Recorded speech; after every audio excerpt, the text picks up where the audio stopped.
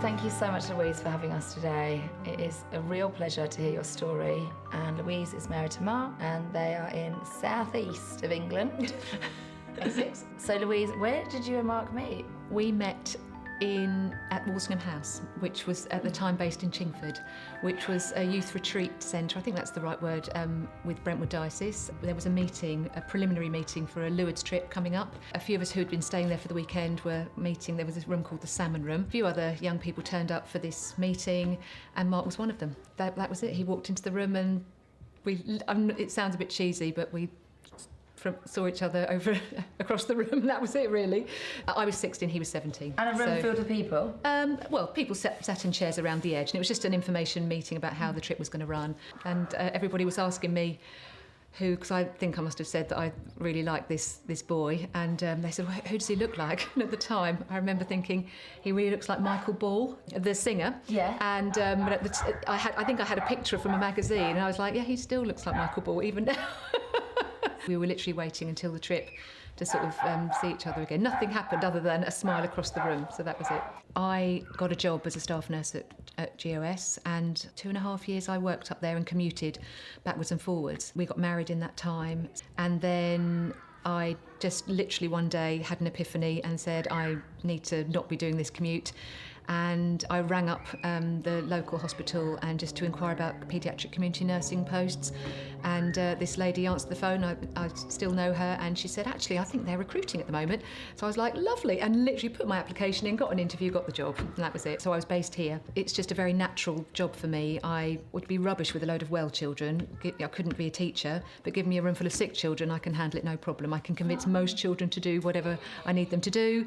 You know, the joy of helping someone feel better, a parent who is really struggling, just even by being in hospital, maybe they've got another lot of children at home, and which obviously I've been able to do over 30 odd years, is lovely. So serving our little sick children, that's a really special vocation. It's a vocation, it really is, and I feel that, hello, are you all right? Suspicious of everything. You married Mark, and then were you both on the same page with like being totally in the Catholic faith, or you like sort of had a bit of that sort of working it out together? I was 17 and 18, and we got married at 24 and 25. Got married in the April, and then by the following April we were expecting William. Just thinking, was it about that right? And we had him in the following December. I didn't think at that point of giving up nursing. I thought, no, well, let's see how it goes. I'll go back. I haven't been a full-time nurse for all those years. In those days, you didn't get a year off maternity leave. I think I had 3 or 4 months. And actually, my boss put me on a college course as well, a university course. So I can remember I'd have to leave William with my mum. When I look back now, I don't know why I did it. But I'd leave William with my mum. I would drive to Colchester, which is 40 miles away, sit in a lecture, be wanting desperately to breastfeed him. Obviously, my baby wasn't with me, and then I would drive all the way home and feed him desperately. I don't know why I didn't just say no. They didn't really know what to do with me, so they said, why don't you look after this caseload? Which I did, and loved it, actually, and worked with a really lovely colleague, and loved the job. So it fitted in quite nicely. I had set days, set hours. I think that's how I got away with it. I think if I'd been on a ward and was doing night shifts and long days and things like that, it would have been a bit different. But I managed it. So it was daytime shifts. And then you had your mum on hand. Mum was well at that time, so she was around. But I had a childminder, but she's a lovely Catholic lady and a family friend.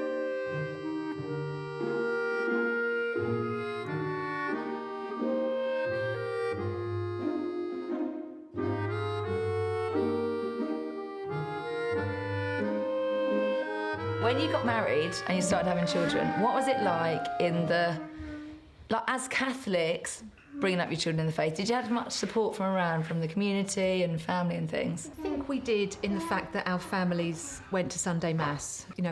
They were baptised, it was a celebration, everyone celebrated the birth of our children. So from that point of view, I would say yes. Yeah, well, we were sacramentalised, definitely, that was part of the thing. We didn't really have any sort of foundation of what living a Catholic marriage or a Catholic family was like, or what it was about. We were slightly winging it. Well, yeah, I mean, I suppose we had our own ideas of what it was like, but I'd say that has changed and developed and grown. Certainly for me, my mum was very private. So I didn't sort of ever have chats with her about, you know, what's marriage like or something. So part of it is, I suppose, just sort of learning on the job, but also there is something missing, isn't there? Because you can go one way or the other. You could have really got serious with your faith or not, and not really notice that you weren't practicing, but just... So how did you keep it going? What do you think it was, even looking back? I think Lou was always amazing, always had a heart for Jesus, I'd say, and always that was at the centre of, like, she would always call us back. I think that there's that male brain and that like where ladies are perhaps a little bit more about feeling like it's so for Lou it was a very natural thing, and she's comfortable with that, but I had much more challenging questions. You questioned a lot more. That I needed, yes. and I had to have answers for those questions.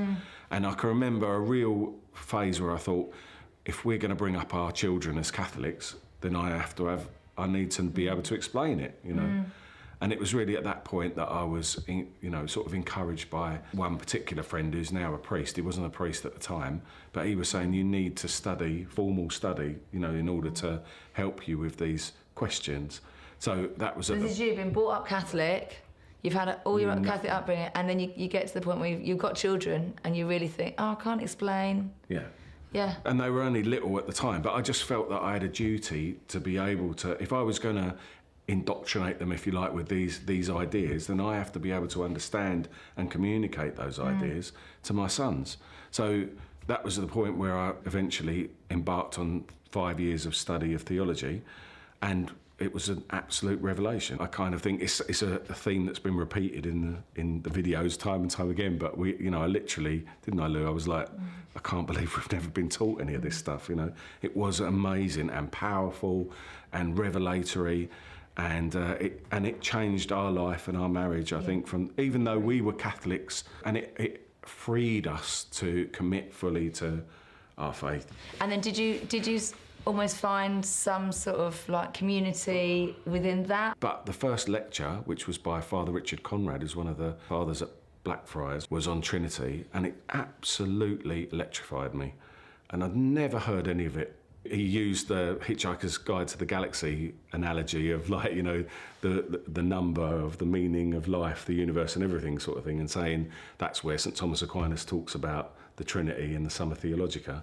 And then he was just like the idea of community being at the central point of evangelisation. So that community in love without rivalry, that's the Trinity. That is the model of the heavenly Jerusalem. It's just so... Imagine a religion that teaches that we have got fundamental dignity and that it is about, you know, having ultimately selfless love for each other, wanting the best for each other and nothing in return. Imagine something like... What an extraordinary, powerful idea. And it took for you, even with all that interest and enthusiasm before, to go and study theology to hear it? Yeah, none of it. Before I was reading, like, all kinds of stuff. My experience was that even though at the time I can remember being on the internet, like I had a friend who was a Baptist and I was constantly in a sort of, arguments or discussions with him, which were really beneficial really in the long term to my faith.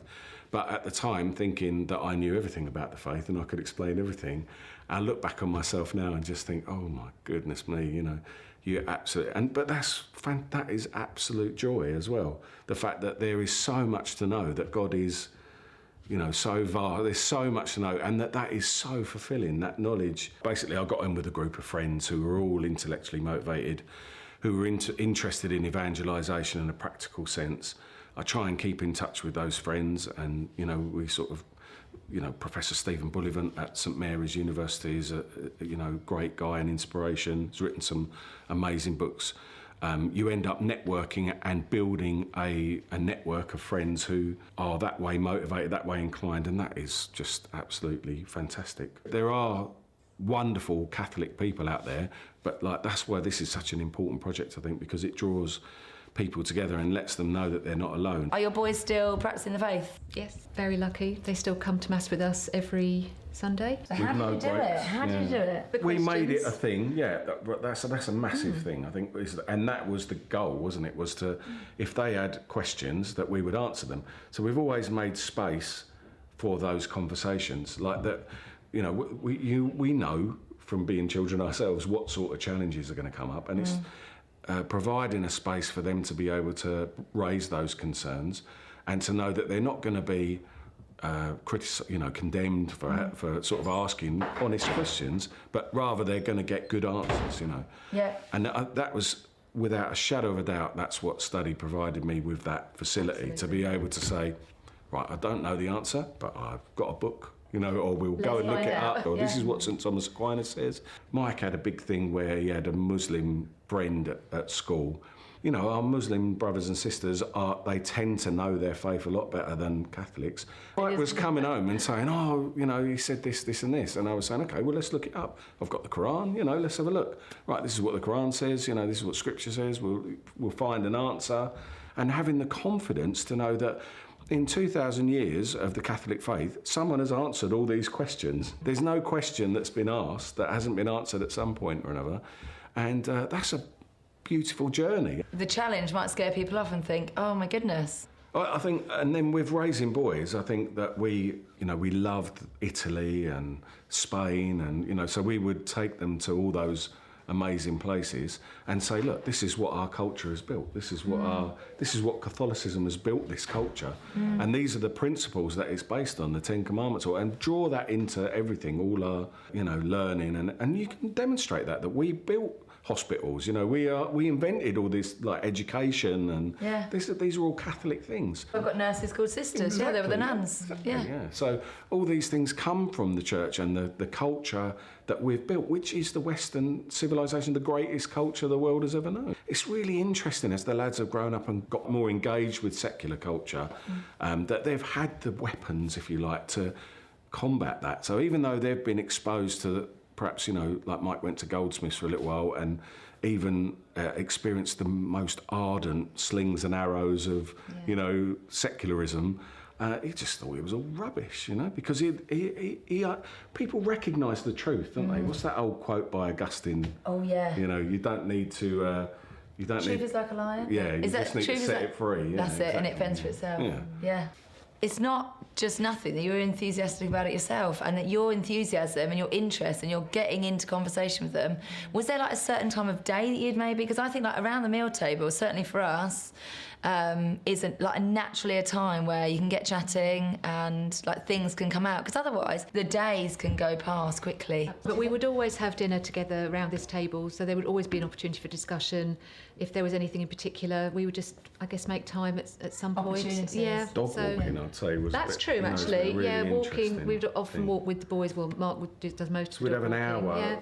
I'd always have an hour with the kids, and that would give them the space, perhaps, to talk about what had happened in the day, anything that was worrying them, and I'm not saying that I always know the answers or whatever, but at least you would be aware. Yeah, and you could then go and sort of give them something to build on. I think that's really great, and like encouraging for people who are not so intellectual to think, don't have to know all the answers. No. Just, you can have the simple faith. You can just go through it, and then when things come up, then just approach it and work through it. And then your boys now, I notice like you're hugging with them, you've got a great rapport with them, and you've like maintained that. This feels quite normal to us though, doesn't it really, to be honest? We are. I feel we're blessed, but that is, it's not something that just happened. It is something that we, it's the way that we raise them. I don't think I'm that strict. They know when I'm grumpy, because I'm not grumpy that often, so when I am, they really know. Would you agree with that? Yeah.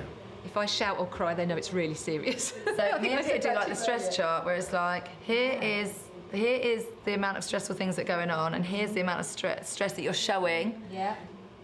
I think now the older boys, now that they're older, I can say to them, okay, this is where I am because of this, whether it's a stressful day at work or I've got a lot going on or I'm about to go into work or something like that, then I can say, right, just be careful. But I think when they were all little, well, again, you're kind of winging it, but we always would have dinner around the table. We'd have grace before meals. We'd have bedtime prayers, rosary as well, usually around this table. I remember when Uncle Brian died.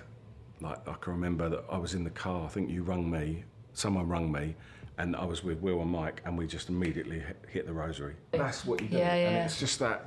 Like, that's a beautiful thing in the family, knowing like when someone, that you fall on prayer in those times, and that it's a natural thing that you all just do. What is that quote from the Bible? That is, everyone can do what they want, but me and my family, we will As for me serve. and my house, we'll follow the Lord. Yeah. Joshua, This is what you do. And it's like, you're not lost. You know, you see people who are lost and they don't know what to do and they're confused and something hits them and it's like blows them out of the water. I remember we didn't have any, like we had no TVs in the rooms and we had no we had one computer, didn't we? One family computer in just here in the kitchen. So So everyone they've could never use it had for their homework televisions or whatever, but in their rooms. everyone, we don't do that. and that kept us all. We do have television, but not in their rooms. That kept us all together, didn't it? Sort of thing, rather than everyone scattering off to their bedrooms and doing their own thing. You might even almost think it's a little thing or incidental or whatever, but maybe in hindsight, or maybe you had some sort of foresight, this is the root of keeping the family together, because this is like the lifestyle of the family every day. That was a really early rule though, wasn't it? And we could easily have put TVs in rooms and things like that, but we knew it would be the wrong thing. So that's what felt right to us anyway. And I think that's great as well, because like through prayer, God, like even if you don't have the thoughts and things, but if you're just faithful to that, the Catholic way, the system, sacraments, confession, prayer, these things just guide you to the right way as well. I was going to say the beauty of the liturgy, I think, is like we're very privileged in this parish, I think, to have we have a beautiful parish church and we have a beautiful, like our priest says, a very beautiful mass. And that, you know, it sort of, it puts you in a place of reverence before you even start. And so it's something beautiful that we look forward to, that raises you, it raises your mind and your thoughts and helps you to pray. I think there was, like you said in another thing, that when we've got the set prayers of the church, sometimes that when you don't know what else to do, when you've got nothing left, sometimes all you've got is the set, and they are such an amazing comfort to pray the rosary or something. When you've got no words, it's almost like you can let the rosary speak for you. With our Christian brothers and sisters who maybe get a bit confused about what is the rosary? It's not in the Bible. The rosary's not in the Bible. I had someone ask me about that recently. And then you read the Bible, you read the beginning of Luke, and it says, Hail Mary, Yeah. full of grace. Exactly. The Lord is with thee. You realise? So we've done that.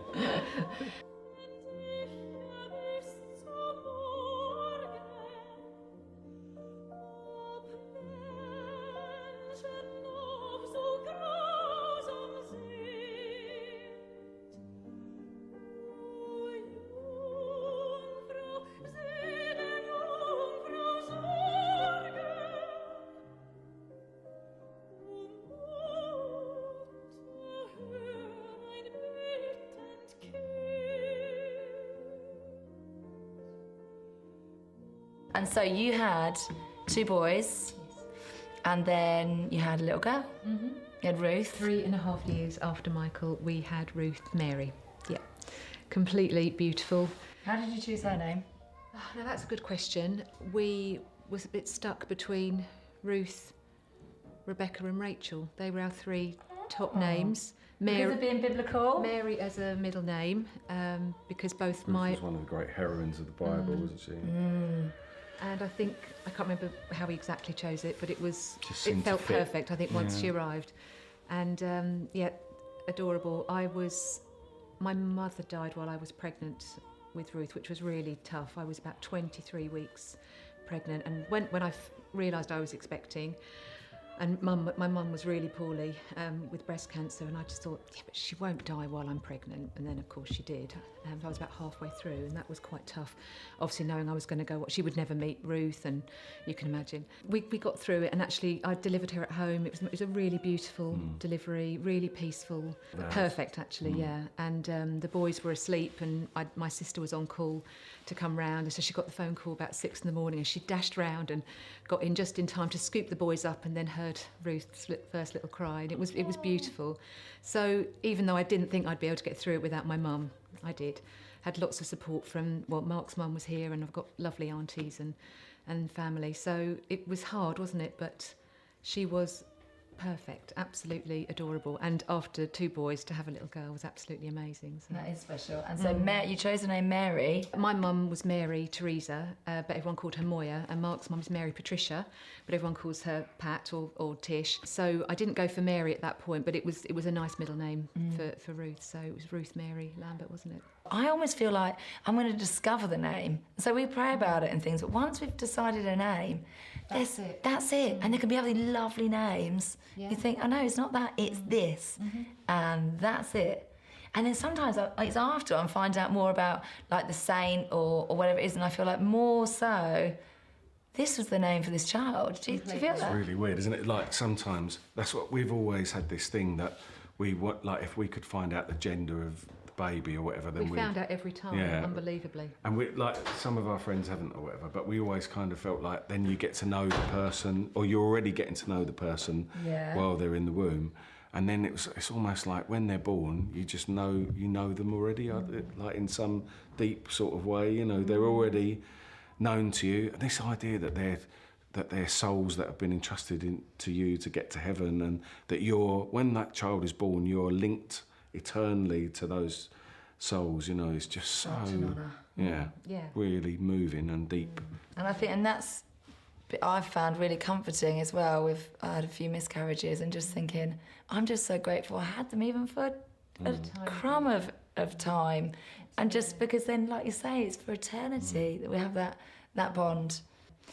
So Ruth was a lovely little girl, and she was your first girl, and she's got these two big brothers. Yeah. Was she like a girly girl, or was she like with the guns and swords? She was, I would say she was the perfect girl, but she had she could do all the things the boys did: climb that tree, climb that mountain, swim in the ocean, but she just had better accessories. So she was very funny. And yeah, Did you have a bit of fun having your first girl? She totally rocked it. She absolutely nailed it. She was completely gorgeous. And then 18 months after that, we had John as well. So there was suddenly 4, and she was the only girl in the middle. So she could hold her own, didn't she? She was brilliant. So blonde curls, really, really curly blonde hair, very, very funny, had great comic timing, and was just a complete joy. Very bouncy, beautiful child, beautiful soul. She was very gentle and caring. I'd say that, like, you know, she was a real mother hen around babies. The boys, and she loved babies, and she'd always wanted to know if everyone was all right, and even the big boys. Yeah, absolutely. She was like a little mummy, wasn't she? Yeah, absolutely. It's sweet when you see like the one girl with the boys, because there's like you say, the different. She kept up with them. I think that was the thing. She kept up with them. There was no them and us. She just did everything. She said the brothers, didn't she? She used to call them the brothers. Eye roll, the brothers. She couldn't tell a joke to save her life. She would always get the punchline wrong. Do you remember? Always tried to tell a joke, forgot the punchline, which was actually even funnier than the joke would have been. So we were all often round this table in absolute stitches because she couldn't tell the joke. I felt like it changed my life completely, because I grew up in a family of boys. Like I had a brother, and then we had boys, and that was all brilliant. It was all boys and pirates and lightsabers and all that. And then Ruth came along and really changed everything. It changed, not like having a daughter changed my understanding of having a wife and having a mum, and it changed all of that, and really was amazing. For me, it really was a big impact on you, wasn't it? So you didn't realise that having a daughter, you might not have thought, like, you'd had your boys, there was going to be something quite different. Yeah, we just had, like, you're sort of in the role, aren't you? You know, like you guys are now. It's like, so you just get up and you do the things, and it's all go, go, go. And I think, we were sort of in that flow, and then just all of a sudden, I can remember it hit me. She was just so gorgeous, wasn't she? She was.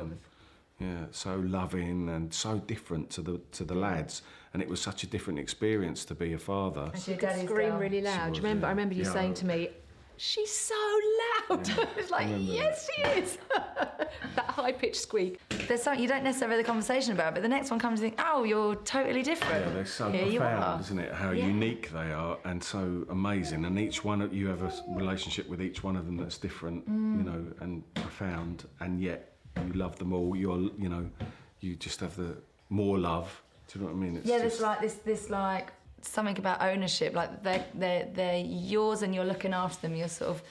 You're parenting them here, and you're forming them here. But also they're totally their own, and they've got their own missions. And there's those times you just got to step back and think, they fall over, or they have their challenge, or whatever it might be, and you just got to sort of think that's their thing.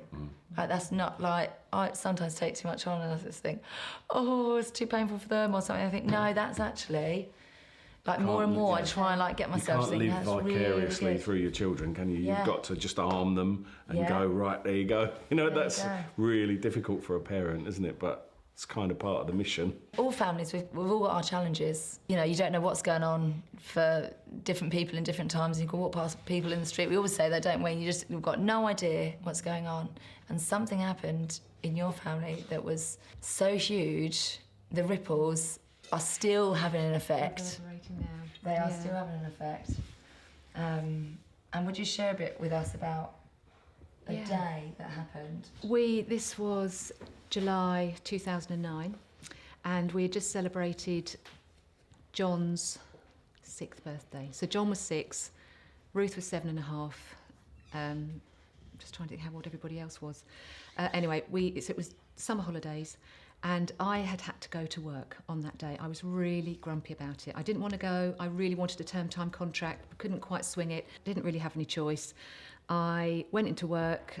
You went to work as well. I left the children with Mark's mum for the day, and she happily had them here.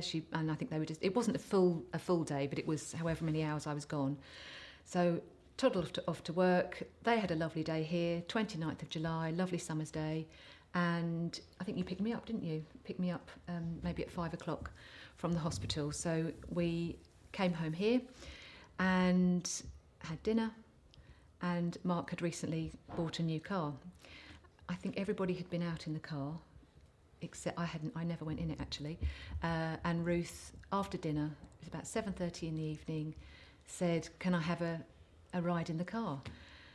And we sort of looked at each other, and I was like, "It's up to you. I don't mind. It's not a school night. It's summer holidays. That's fine." So we got ready. Ruth got into her little fleece, zipped her up, and I remember standing in that spot just there, and we were talking about the fleece, and I think I just recently bought one for John, you know, the way you get kind of matching jackets, and she was explaining with great detail how exciting it was that John had a jacket that was the same as hers but a different colour, and he really liked red, so he had a red jacket. I remember that really clearly. It was just there. And then she got in the car. I transferred her car seat into the car, strapped her in, said, "I love you," and she said, "I love you too." And then you reversed out of the drive, didn't you? And they went on literally a drive.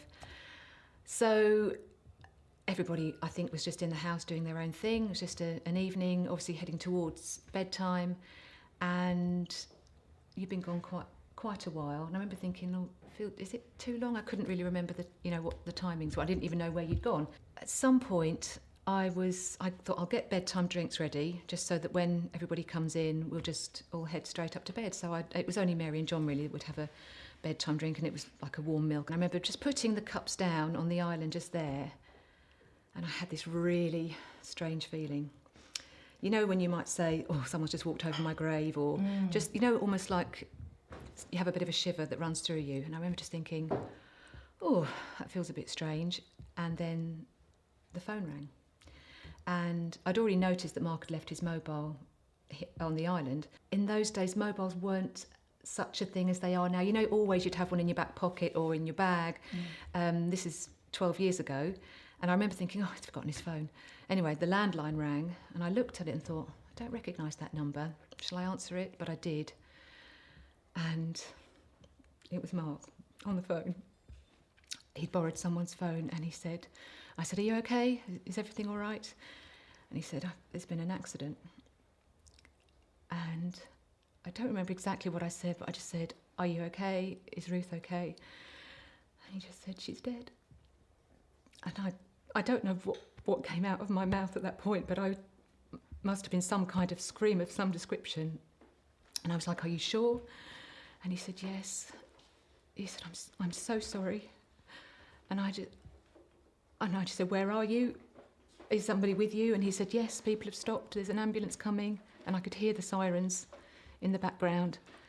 And I think I just said, I'll call Nora and Tony.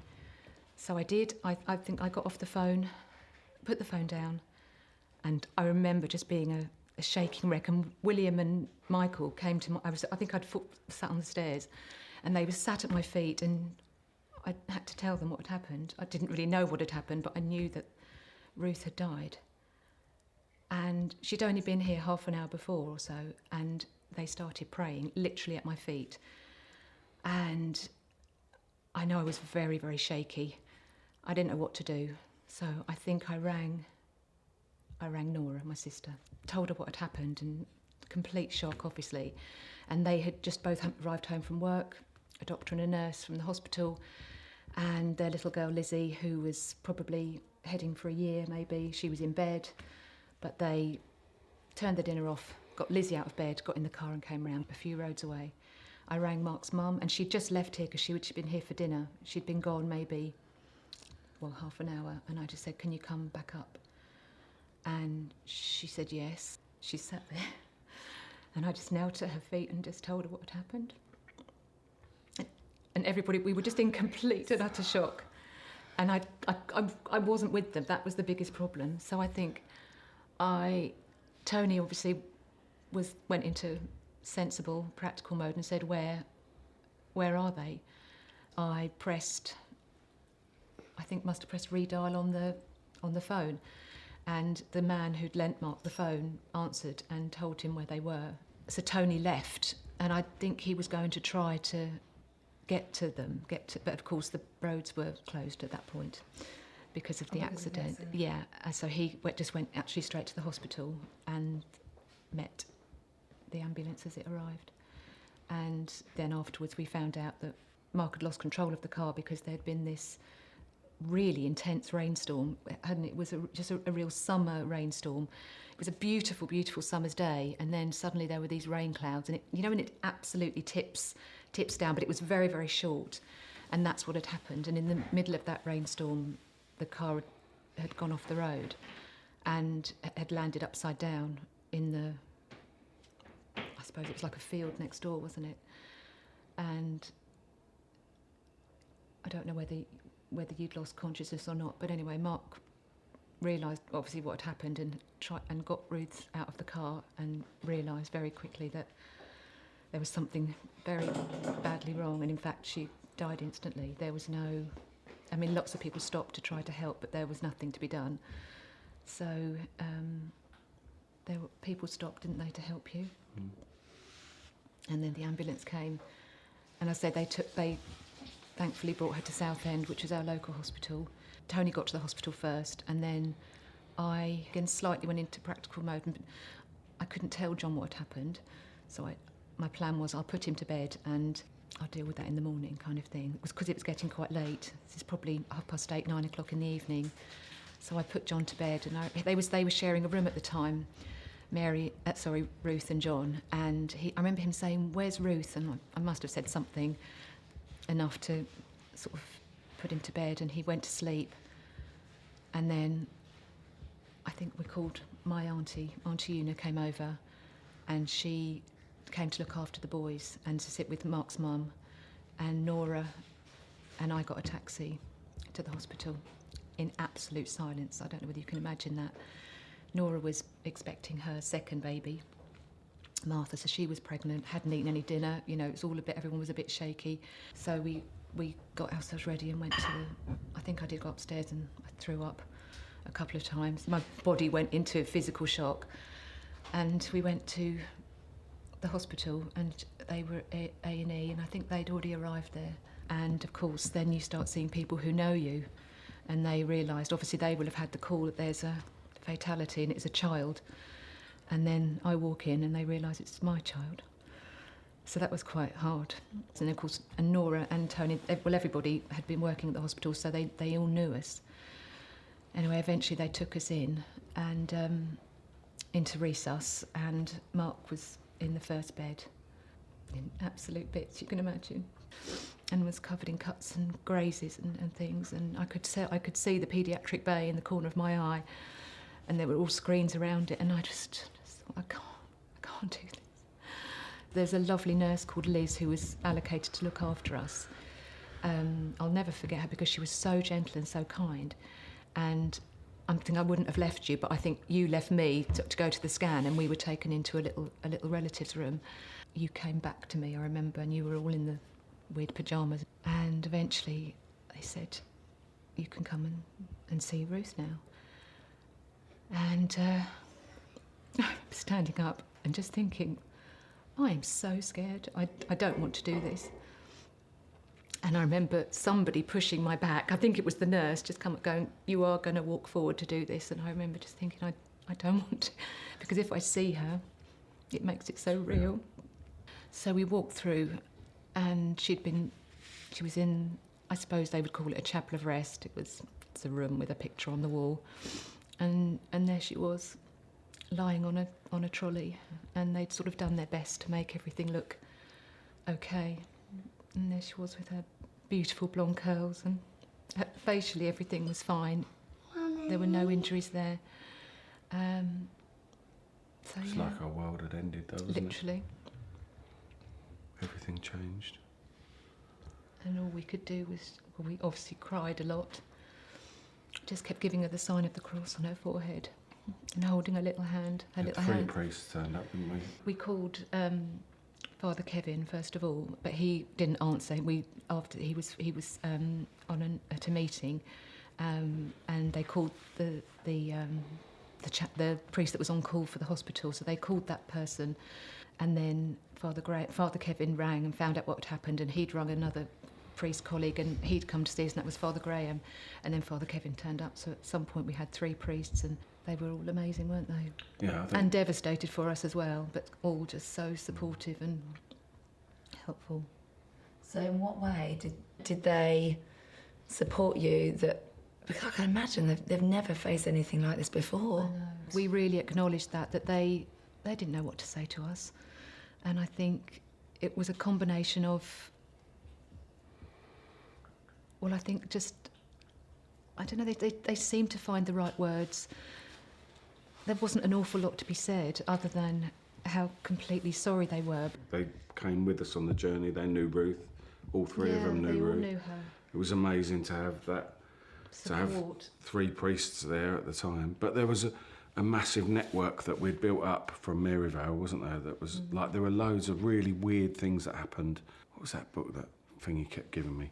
So we always say we should have written all these things down. There's some book now, and it's about a man losing his daughter. Oh, The Shack. The Shack. Yeah, it was made into a film. Oh, yeah. So there was a parishioner at St Peter's, like and she kept saying, "Oh, you've got to read this book. You've got to read this book." It's not a Catholic book. This is before the accident, and I read it, and it was about a father losing his daughter, and I was like, "What an awful bloody book," you know. It's like I would just die if anything like that happened to me. And then, but it was at the same time an exposition of grief and coming to terms with bereavement and the way that God allows that sort of thing. You know, it was a study of why God allows that sort of thing, bad things to happen, if you like. And so it was afterwards that became a massive, that was like, oh my goodness me, I can't believe I read that about, you know, like justice and, do you know what I mean, all these things, reconciliation.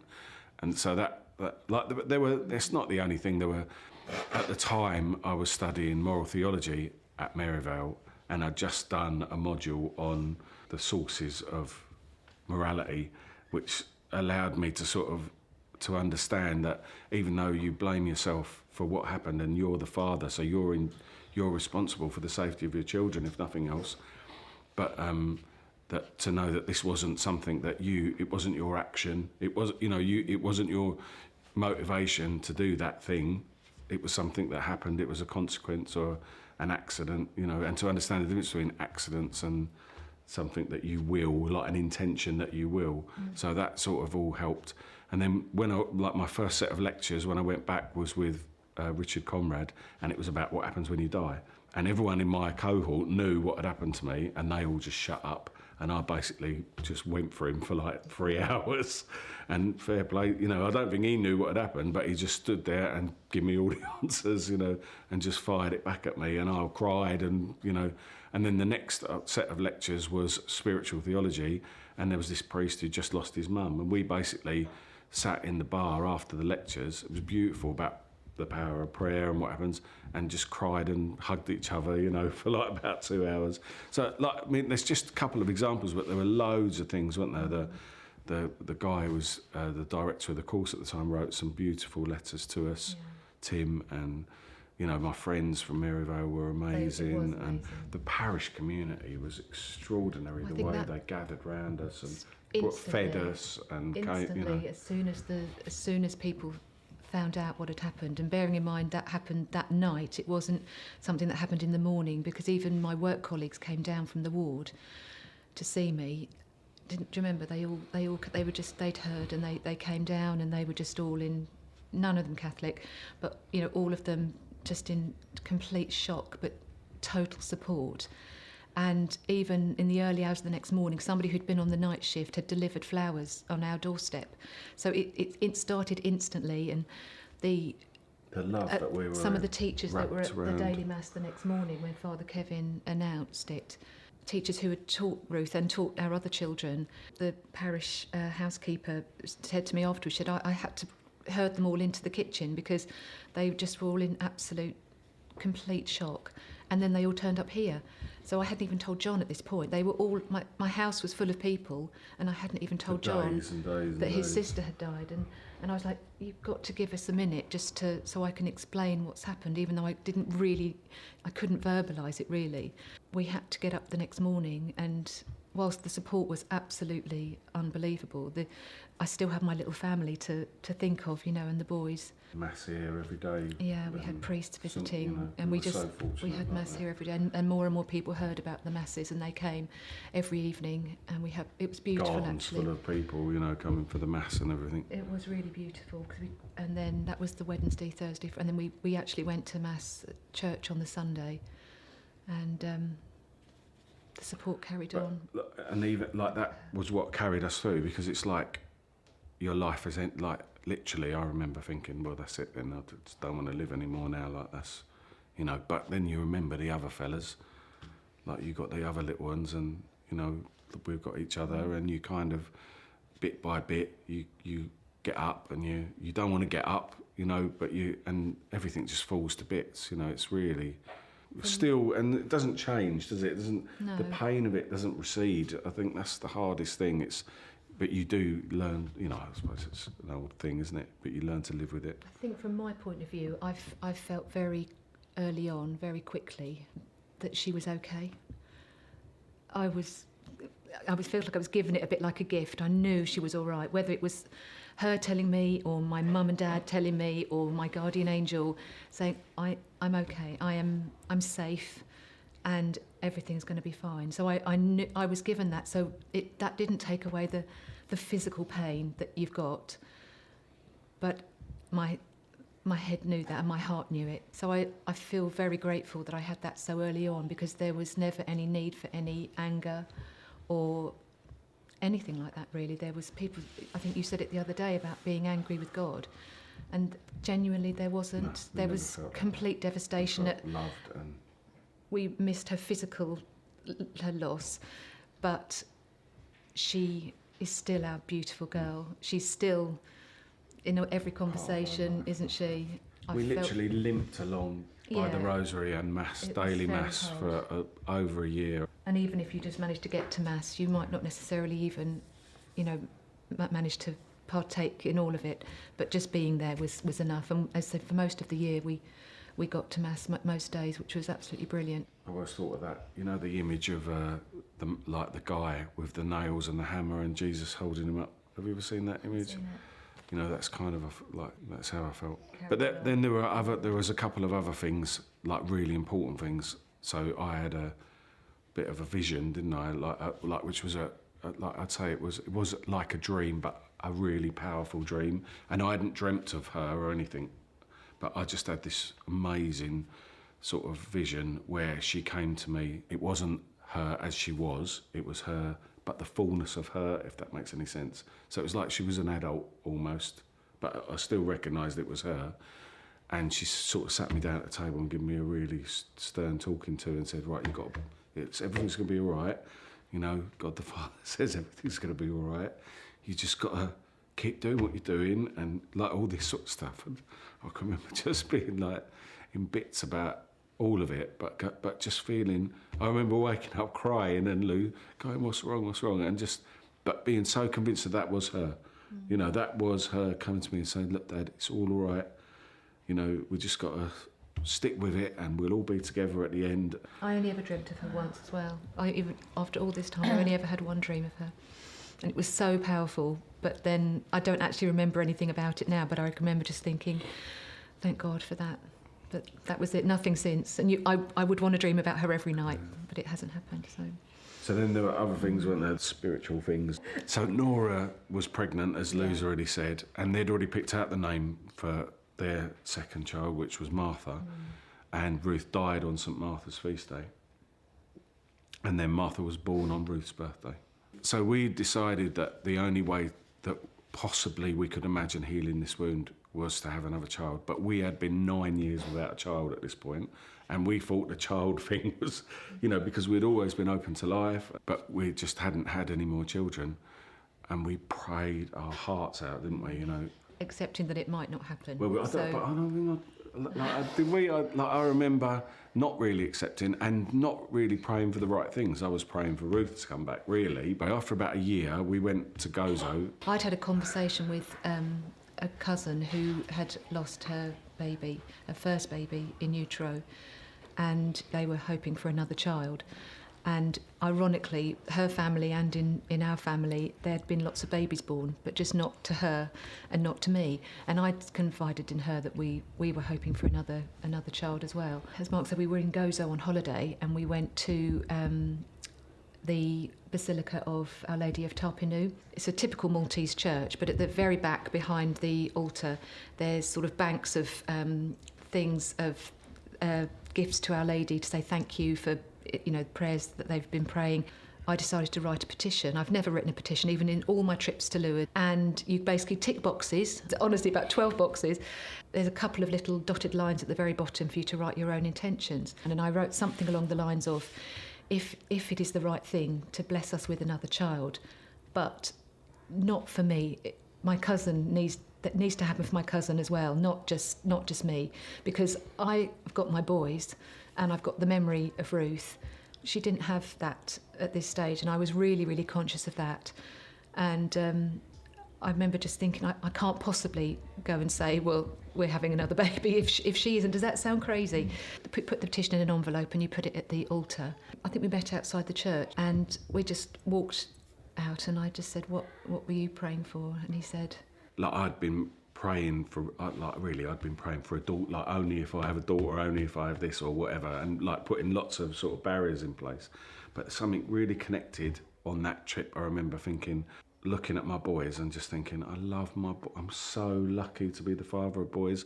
And I can remember praying, look, Lord, this is your gig, you know, like, how could I put any restrictions, you know, on whatever generosity you want to bestow on us, then, you know, if that's what you want, but your will be done. And I think that was the prayer that we both prayed, was thy will be done sort of thing, you know. We came home and Lou was pregnant, and so was a cousin. And we both went on to have babies very close to each other 9 months later.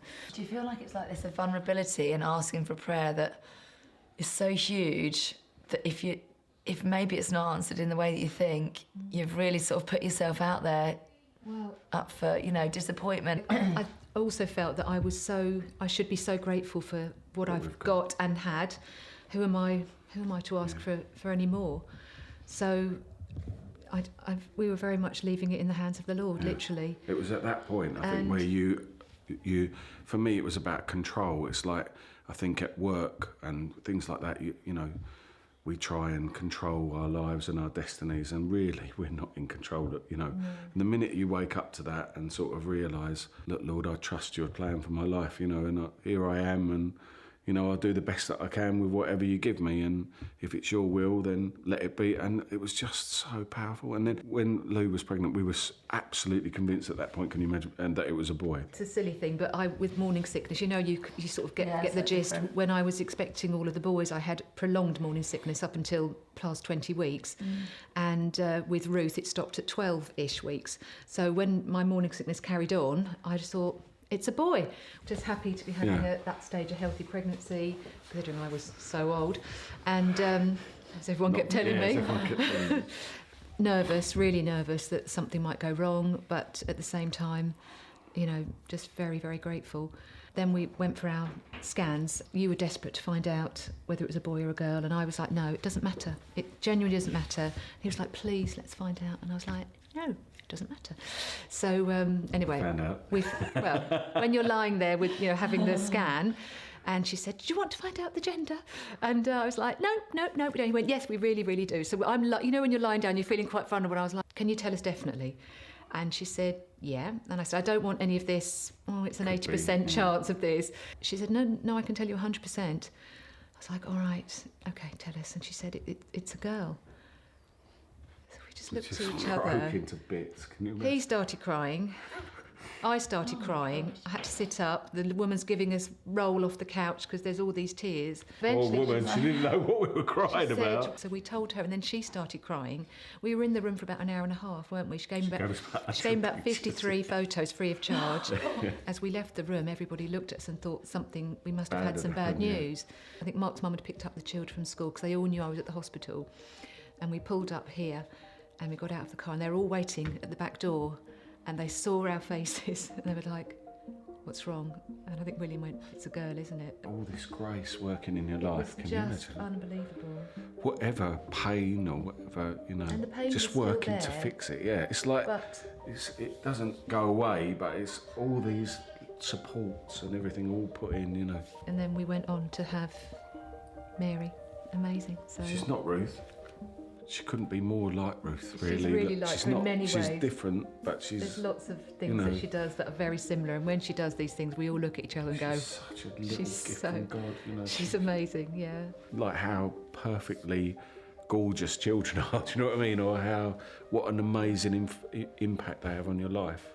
And like that communication you had with God. Like the footprints thing, or whatever trite meme you want to put to it, but I literally felt dragged along. But I just don't know how anyone could cope with a loss like that without faith, He had times where, if I was having a bad day, he would know, and vice versa, really. And I think there wasn't ever really a day when we were both down, because we wouldn't have got through it, I don't think. The intercession of Our Lady as well was really weird. I couldn't even explain it really, but it just really felt like it was by going to Our Lady and sort of asking her to pray for us. That was because it was a shrine, like sort of a Marian shrine. We're not great miracle. We kind of just take it as it comes and whatever. We wouldn't be expecting a miracle. Does that make sense? You wouldn't think, oh, if I pray then, but just that. And sometimes the deepest truths are the ones that speak quietly to the prayer that you make in your heart. So even if this story doesn't sound miraculous to other people, to us, it was just... Do you feel like in any way God was allowing you just to have that way and have that journey in faith? Do you think things changed in that time? The fact it was 3 years on, I think we needed that time to get through the whole situation. Father Kevin said at the beginning that God will use this for good. Which we didn't want to hear at that point. Yeah, there were lots of things like that you just didn't want to hear. But if nothing else, then another way of looking at it that I've often thought that is perhaps a nice way of looking at it is that be careful of the questions you ask, because I was asking for absolute proof, that's something that's always been in my heart is I need to know beyond all doubt, what an arrogant question really. And I felt like Job afterwards, I really did. I just felt like, okay, I've had my answer. I wish I'd never bloody asked, really. Because, there's no doubt in my mind of how it all works now, What you're experiencing is almost like what I would sort of envisage as like a furnace of suffering. And we've had some tragedies in our community recently, and we're especially praying for the Ward family and a few other families. And I wonder, is there anything you could say to either to the family that you felt in any way helped you along the way? How can we love our friends in that sort of the furnace of suffering? This is it now, you're hanging on the cross, when you go through these things and you just feel that abandonment, and I think you experience it in a unique and powerful way that is transformative in your life and in your faith.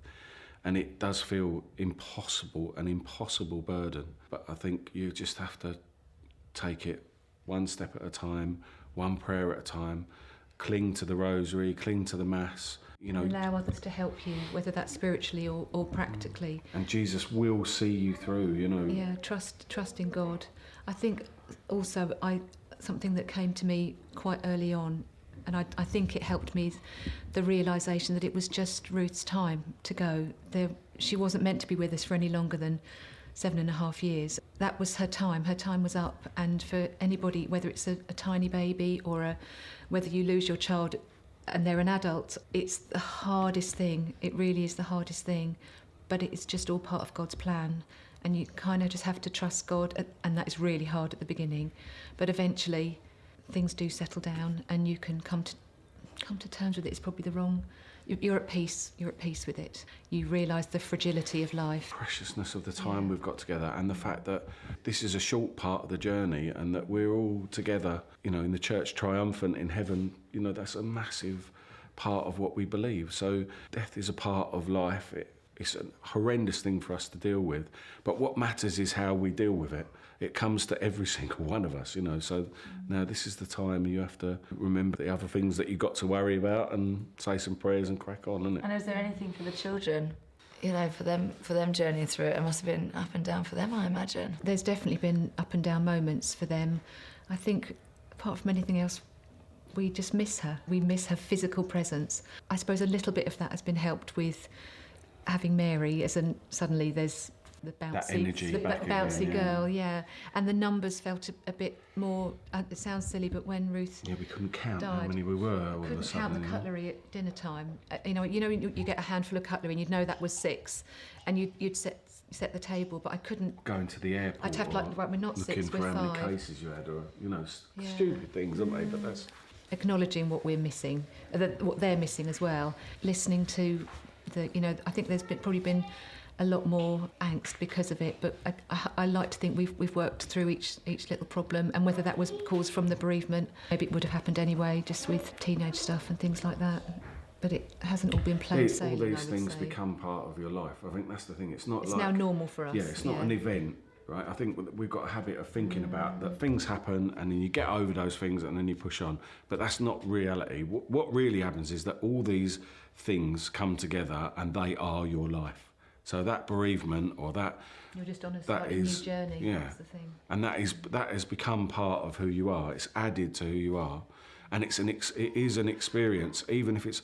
The more horrendous the experience in a way, the more you've got to give to other people, the more you understand that experience, and that's something that you can share, and it allows you to have empathy for other people's situations perhaps a little bit more. And so do you feel like even in your faith you've deepened your faith because you were absolutely clinging to Jesus? 500%. Yeah. There's nowhere else to go, is it? There's that's it, you're at rock bottom, there's nowhere else to go with it, is there? It's there all the way, there's absolutely no doubt. Whether you want to see, you might be angry or whatever, but he walks with you all the way through all of that. Thank God. Thank you so much for sharing such a special story with us. And I think this is going to give such a lot of comfort, and just real life, having our faith and journeying through that, and my comparably little bits of suffering in my life. I felt like when I'm singing and dancing, you can believe in anything, can't you? But when you're suffering, that is when we are a witness to hope and to faith and to love, and we're a witness to God, and it's incredible to hear your story, and thank you so much for sharing it with us.